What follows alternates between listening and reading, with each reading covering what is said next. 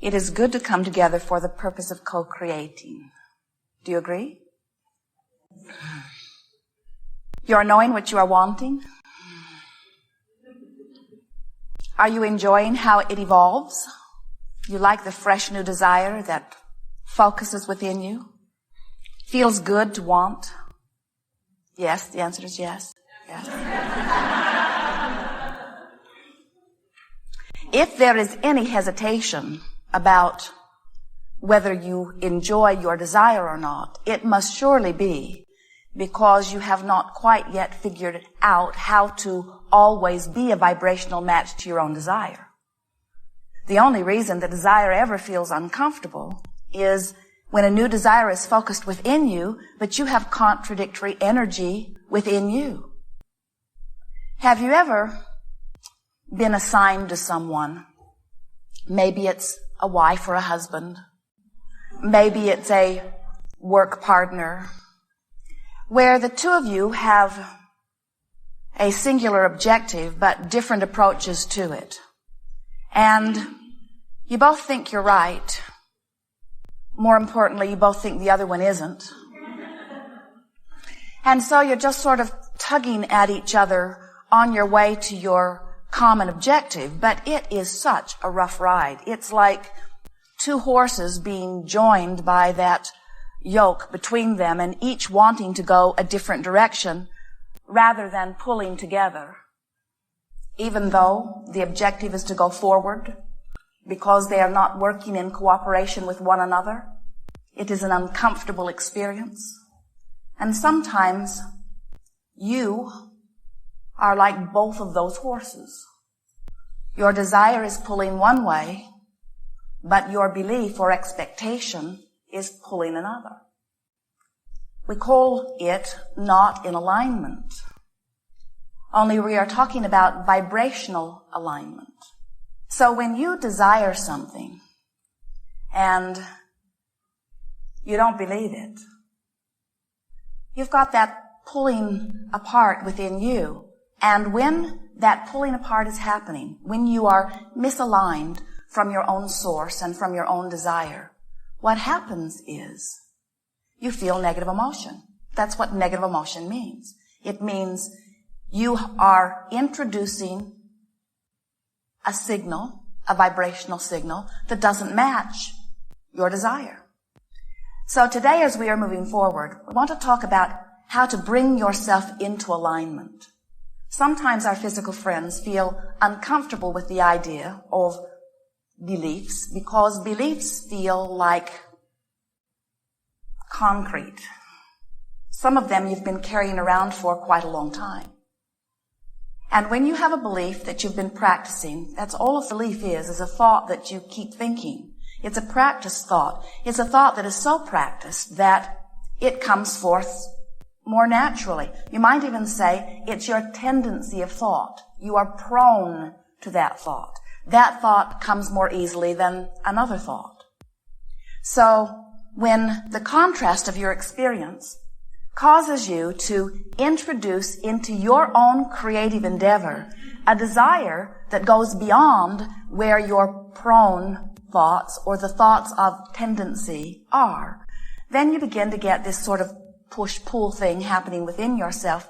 And that's why you do not wholeheartedly sometimes say to us, yes, we are gloriously excited about our new desire, and even though our desire is not yet manifested, we still understand the life-giving power of the desire. That's really where we want you to come to. We want you to be exhilarated when a new desire is born within you, even though as the new desire is born within you, you do not feel completion of it. Even though it is not yet manifested, we want you to feel excited about the energy that is flowing to you and through you as a result of your new conclusion, your new desire. You are source energy in physical bodies. You didn't just start with your physical birth. You are powerfully focused source energy in these physical bodies being powerful creative focusers out here on the leading edge of thought. You were born to conclude new desire. So when a new desire is born within you, there's a summoning of source energy through the focusing mechanism, which is you.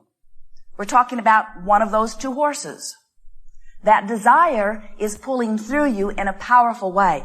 That desire gives you energy.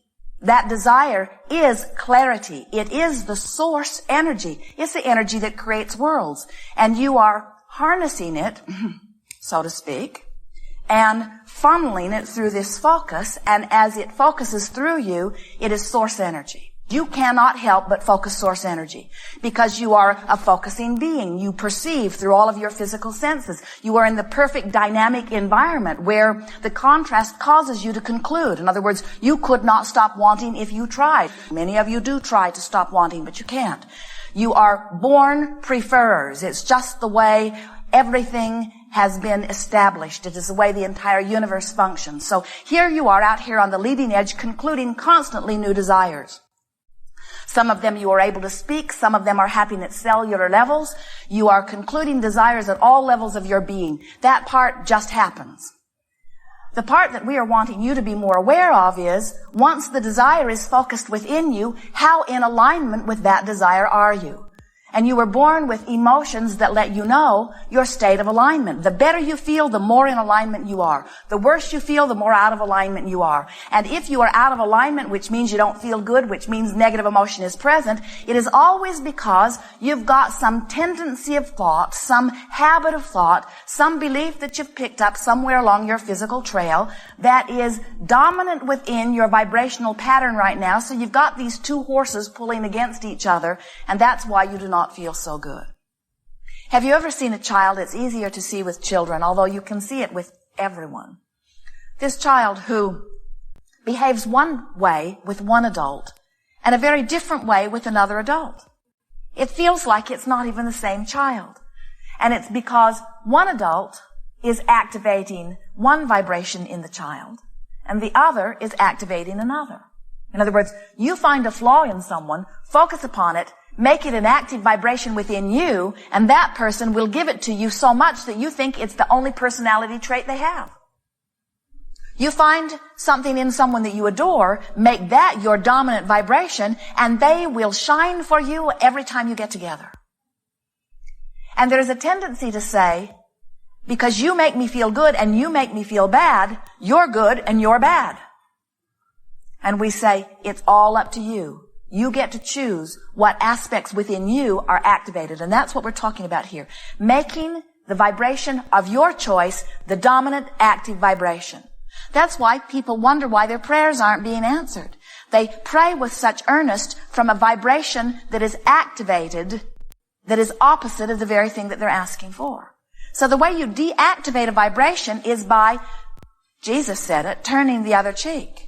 You have to ignore it. You have to turn your attention to something different from it. And when you turn your attention to something different from it, it is not activated unless you turn your attention to something just like it.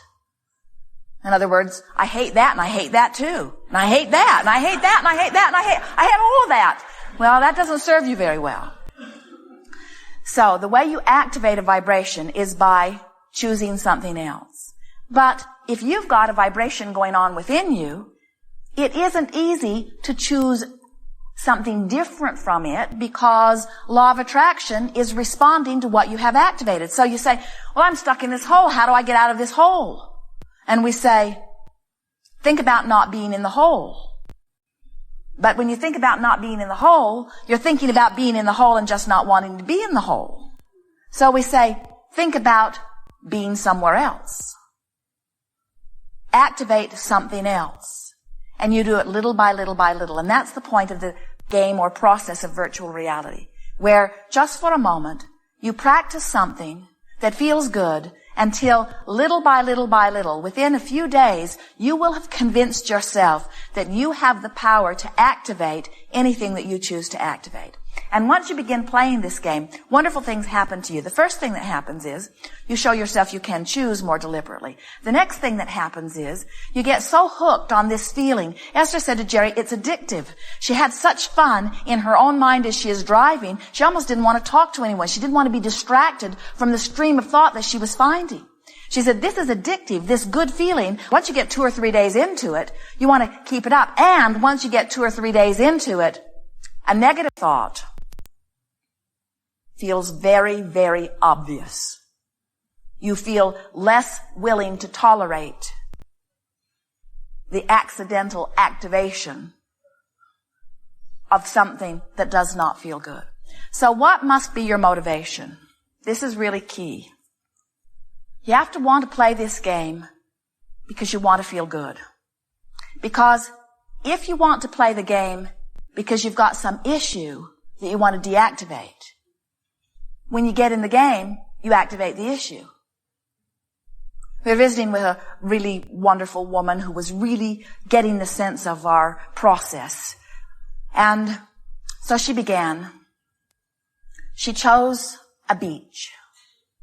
And she chose the sun high in the sky. And she chose the sun feeling very good on her skin. And she was dressed in something very casual with lots of bare skin, enjoying the sun and the wind. And her feet were moving through the cool, damp sand. And it was a delicious moment. Everyone wanted to go there with her. And then we said, who else is there? And she said, my son. At which point her virtual reality went south. Because Mother's Day had just happened, and she had just been disappointed by her relationship with her son, so she brought him into her virtual reality to see if she couldn't fix things. And we said, virtual reality is not a place where you fix anything. Virtual reality is a place where you show yourself that it's easy to choose good feeling thoughts. There's a human tendency to say, in order for me to be in a place of well-being, I have to solve all of the problems that are not of well-being. But the problem with that is, every time you work on one of those problems, you activate it. And then you got that 2-horse thing going on in your vibration where you're pulling against yourself. Sometimes as we talk about the art of allowing, people think that what we mean is looking at horrible things and saying that's okay. We don't mean that at all. Art of allowing is getting good at not looking at horrible things. Art of allowing is getting so good at choosing thoughts that feel good that you allow source energy that is natural to you to flow to you. And every one of you would be doing that if somebody hadn't vacuumed up spiders when you were little. Every one of you would right now be allowing your well-being in a very full function if you hadn't learned your behavior from somebody else who had somehow come to believe that there were bad things out there that you have to protect yourselves from. It is our promise to you that there is nothing that you need to protect yourself from. It is our promise to you that there is nothing that you can protect yourself from. You cannot get armies big enough. You cannot get your watchdogs in enough places to protect you. And every effort you make holds you in a vibrational pattern that will not allow the well-being that you deserve and want, that is your natural legacy. You cannot get a big enough army. You cannot get a big enough jail. You cannot get enough restraint. You cannot stop that which you are a vibrational match to. But you can practice a vibration that allows the well-being that is your natural birthright and legacy. We are eager to visit with you about anything that is important to you. There is nothing that is off limits. Every question is inspired from some level of your experience, and we are delighted to address it. It is our desire to assist you in recognizing your own well-being, and we will guide you in every way we can to a vibration that allows the well-being that you are asking for. Together, in this collective conference of physical and non-physical energies, we will focus upon your desires and amplify them, which is not necessary for the achievement of them. In the amplification of your desire, where we are all focused similarly, we will be one very strong horse. The question is, how much in alignment will we be able to achieve with the other horse?